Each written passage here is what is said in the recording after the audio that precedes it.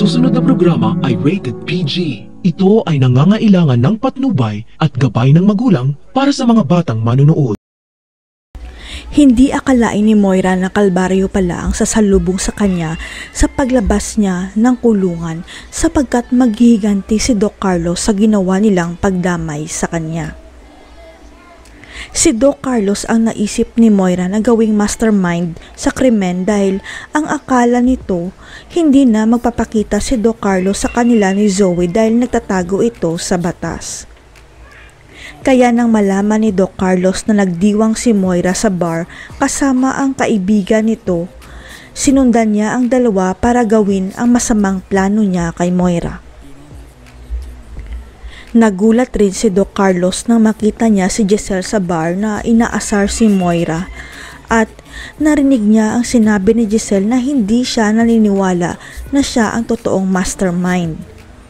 Alam ni Doc Carlos na pakana ni Moira ang lahat at ang pinakamasakit pa, nalaman ni Doc Carlos na pumayag si Zoe sa plano ni Moira na ipahamak ang tunay niyang ama at kadugo.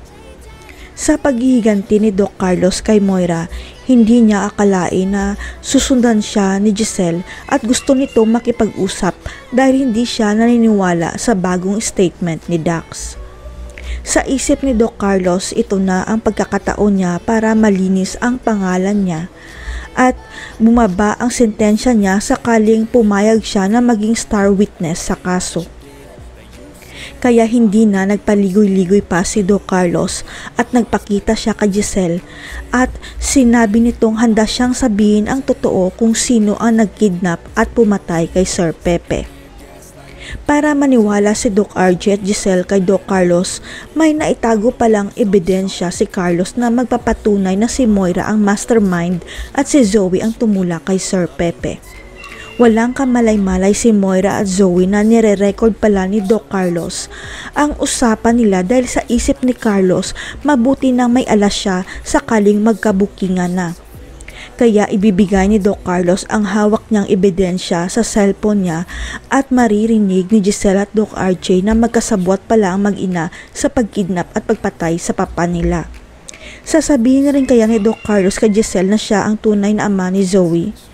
Tatapusin kaya ni Zoe ang buhay niya dahil nabisto ang sikreto niya? Abangan. Set me free.